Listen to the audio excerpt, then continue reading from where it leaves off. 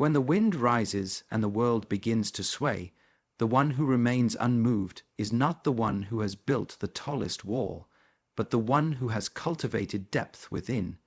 Inner stability is not created in moments of peace. It is forged in the quiet preparation before the storm. To be still inside while everything moves outside is a skill, not a gift. It is the result of daily discipline, of silently choosing your center again and again. Many search for strength by changing their surroundings. More money, different people, new places. But the one who understands the nature of the mind does not look outward for stability. Instead, they return inward, like water retreating into the mountain after rainfall. The world may offer distractions, but clarity can only be found in the silence beneath the noise. That is where stability begins, not in escape, but in returning to build. Inner stability is like digging a well. At first, it is dry and frustrating. But with each layer removed, with each stone lifted, you get closer to the source. You do not dig for water by moving from place to place. You remain, and you go deeper. The same applies to the practice of stillness. You sit, you breathe, you watch the movements of your thoughts until they settle like dust on a quiet floor. The body reflects the condition of the mind. If the breath is shallow and the shoulders tight, this tension becomes the shape of your reaction. But when the breath deepens, the mind follows. And when the mind becomes calm, the body remembers its natural posture. Stability arises when breath, body, and mind begin to move together rather than against each other. Inner stability is tested not in calm moments, but in times of pressure. Like the surface of a lake disturbed by wind, your emotions may rise. But beneath, the water remains unmoved. That is your training. To notice the ripples without identifying with them. To feel deeply without being pulled into the current. Reaction is the first temptation, but observation is the first freedom. No one escapes challenge, but how you carry it determines whether it strengthens or breaks you. Stability does not mean absence of pain. It means the presence of awareness in the middle of it. To be strong does not require hardness. It requires presence. Like bamboo, you bend but do not break. You sway, but your roots remain untouched. The foundation of strength is not built in a moment of inspiration, but in consistent effort. Repetition is the mother of inner power. Each morning you rise and return to your breath, your posture, your stillness. You add another stone to the inner temple. No one sees this temple, but it is the only shelter that truly protects when life becomes uncertain. To be stable is to stop chasing certainty from the world and begin to generate it from within. You become like the mountain, not because you resist the wind, but because you have made peace with it. And from that peace, you act without fear, speak without doubt, and walk without haste. A tree does not grow tall by reaching for the sky alone. It grows tall because its roots dive deep into the unseen. The same is true for a human being. To withstand the weight of life, one must first be anchored. You cannot expect to rise steadily if you have not taken the time to stabilize yourself beneath the surface. The deeper the root, the greater the strength in the forest. When the storm arrives, it does not ask permission. It bends branches, shakes leaves, and tests the structure of every living thing. Yet some trees remain standing while others fall. This is not chance. This is preparation.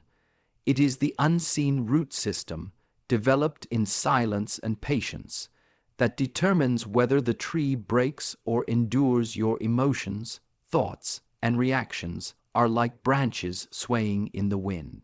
But the root is something else. The root is practice. The root is discipline. The root is connection to something deeper than your passing feelings. You cannot control the wind, but you can choose how deeply you are rooted before it arrives. To root yourself like a tree means to commit to a ground that does not move. This ground is not outside of you. It is your breath. It is your values. It is the clarity that comes when you strip away distraction and listen inward. Each moment of presence is a root. Each act of mindfulness is another anchor in the soil of your being. A tree does not shout to prove its strength. It simply stands in stillness, in silence, even under pressure. Likewise, strength in a person does not require loudness or reaction. It is revealed in restraint, in patience, in how little one is moved by the chaos of others. The tree teaches that presence, not performance, is what sustains seasons change, winds shift, and still the tree remains. It sheds its leaves without resistance. It does not mourn the autumn nor cling to spring. It accepts what comes, and by doing so, it survives. To root yourself like a tree is to know that loss, change, and time are not enemies. They are part of the cycle. You lose nothing by adapting. You only lose when you detach from your root. No tree grows alone. Beneath the surface, roots of different trees intertwine and communicate. There is a silent support system that cannot be seen with the eye. In the same way, rooting yourself does not mean isolation. It means surrounding yourself with those who also grow in silence, who nourish without noise, and who stand strong in their own quiet discipline. To be rooted is to stop chasing the wind and begin listening to the earth. It is to trade haste for depth, to grow slowly but with purpose, to know that your strength is not in how high you reach, but how deep you remain connected to what truly sustains you. Pain is often seen as something to be avoided, resisted, or escaped. But one who walks the path with awareness begins to see pain differently. It is not the punishment of life. It is the invitation. Every discomfort carries with it a lesson, every wound an opening. To embrace pain is not to enjoy it, but to accept its presence as part of the path that shapes the self. There is no transformation without friction. The sword is not sharpened in soft cloth, but against the stone. Likewise, your character is not refined in comfort, but through challenge. It is the struggle that removes what is unnecessary, that brings you face to face with your own limits, and shows you what you truly carry inside. When pain arises, the usual impulse is to flinch, to tighten, to run. But when you resist pain, you give it more power.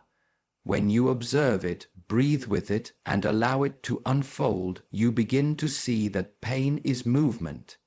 It is the body or the heart trying to realign with truth. By staying present with it, you learn what must be changed, what must be released, and what must be endured. A seed does not sprout without breaking.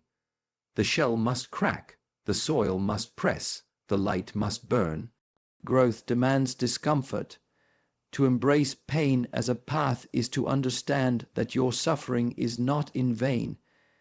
It is carving out space within you so something stronger, something more aware, can take root. Not every pain is loud. Some are silent, slow, stretching over time. But just because pain whispers instead of screams does not mean its teaching is any less powerful. In fact, it is often in the quiet aches of life, in loss, in waiting, in letting go, that the deepest changes occur. To walk with this pain is to allow your journey to deepen. With each step, pain makes things clear. When it comes, it removes distraction. It focuses your mind. It shows you what truly matters. The body becomes honest. The breath becomes conscious. The illusions fall away. In this clarity, decisions become simple, not easy, but true.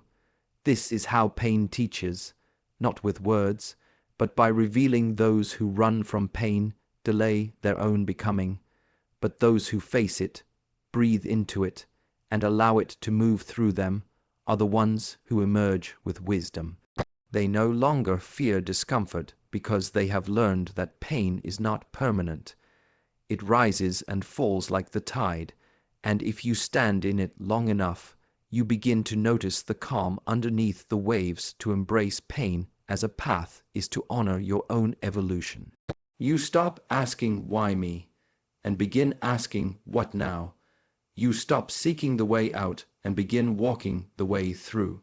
The fire that once threatened to consume you becomes the same fire that purifies and strengthens. The breath is not just air moving in and out of the lungs. It is the thread that connects body to mind, the anchor that holds you in the present moment. Most move through life unaware of it, yet it moves through every moment of their existence. The one who becomes aware of the breath begins to reclaim control over what often feels uncontrollable. Breath becomes a key, and with it, the door to the mind can be opened without force. When fear arises, the breath shortens.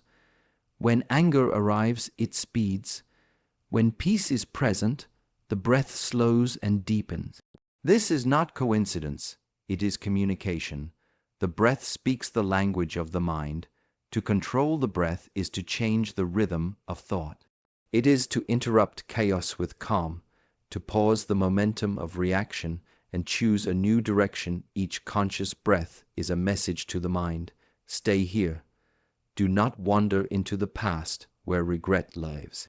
Do not run into the future where anxiety waits. Stay in this moment where breath is steady and thought can be observed without attachment.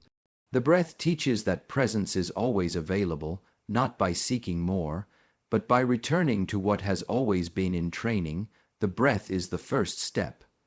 Before movement, before posture, before even thought, there is breath. It is the foundation of all control. The one who begins to observe the breath begins to understand their internal weather. They see when the storm is near. They feel when stillness returns. And from that awareness, they begin to navigate rather than be carried. Controlling the breath does not mean suppressing it. It means guiding it gently with awareness, like a shepherd guiding the flock. Inhale fully, not with force, but with depth. Exhale completely, not with tension, but with release. This cycle, repeated with intention, begins to shape the mind the way water shapes stone. Quietly, patiently, powerfully. When the mind races, do not chase the thoughts. Return to the breath. Let it be the rhythm you listen to. Thoughts may rise like waves, but the breath is the tide beneath them. You cannot stop the waves, but you can learn to breathe beneath them. To remain grounded while they pass above a mind without breath is like fire without oxygen, wild and uncontrolled. But when breath is steady, the fire warms instead of burns. The breath gives you space between impulse and action, between stimulus and choice. In that space, discipline grows. In that space, clarity arises. That space is the beginning of mastery. To command the mind is not to silence it by force, but to lead it through breath. The breath does not fight the mind. It invites it to slow down, to observe, to return. In that return, you reclaim energy. In that return, you build strength not by resistance, but by alignment. Discipline is often misunderstood as restriction, as a cage that limits choice and removes joy. But in truth, it is the opposite. Discipline is the structure that gives life clarity, the path that leads to deeper strength. Without discipline, every impulse becomes a master, and the self is divided, constantly chasing and never arriving. With discipline, attention becomes unified, and direction replaces confusion. Freedom without form quickly turns into chaos. Just as a river needs banks to flow with purpose, a life needs discipline to move with intention. When every desire is followed, the result is not liberation but exhaustion.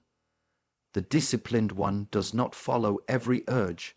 They choose their steps carefully, and in doing so, they conserve energy for what truly matters. Each act of discipline is a decision to return to the essential.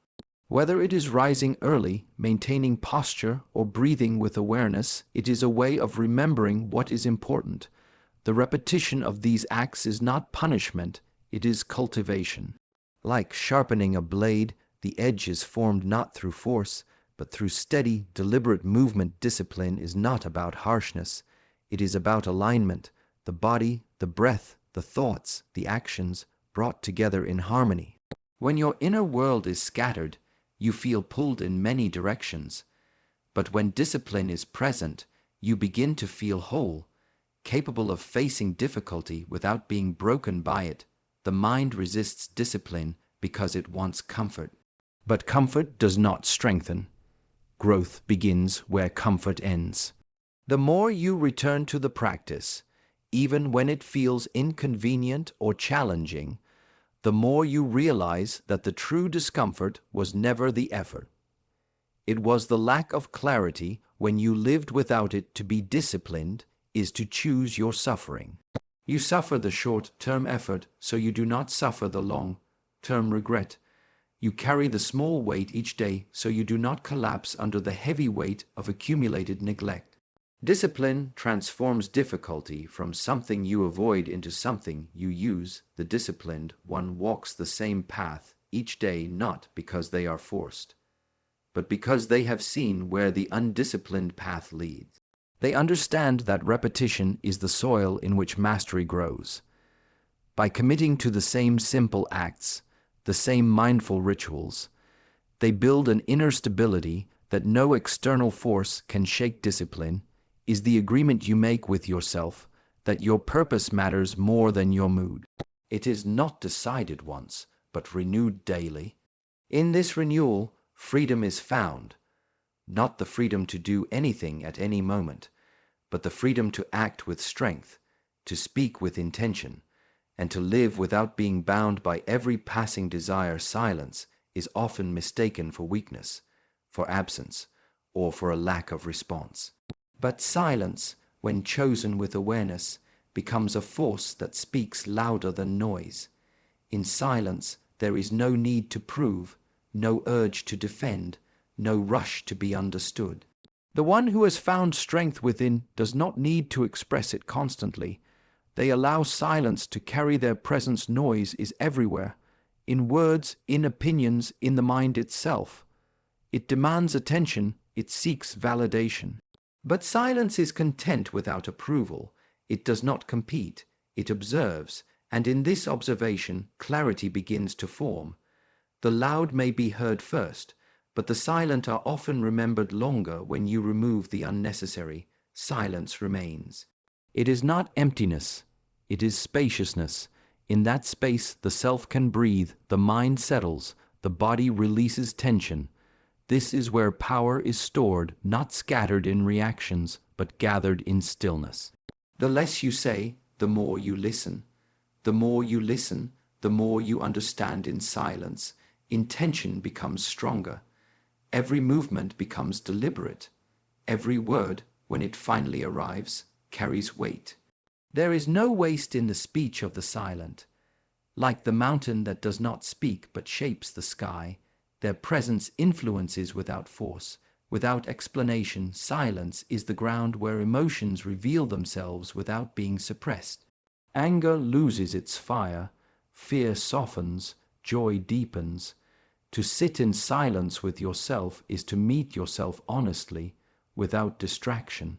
It is where the masks fall and the true face appears, not the one others see, but the one you know quietly. The disciplined one returns to silence often, not because they have nothing to say, but because they want to remember what is truly worth saying. In silence, choices become clearer. The path becomes visible not by adding more noise, but by removing the fog of constant thought. Silence is not withdrawal. It is alignment. Those who fear silence have not yet sat with themselves long enough. They rush to fill every gap, not realizing that the gap is the teaching.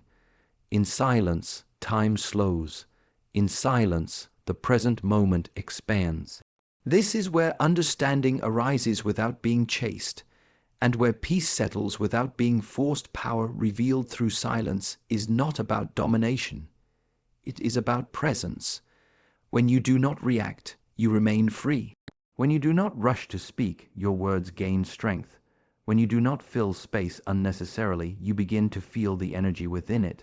Silence is not the absence of power, it is its refined expression.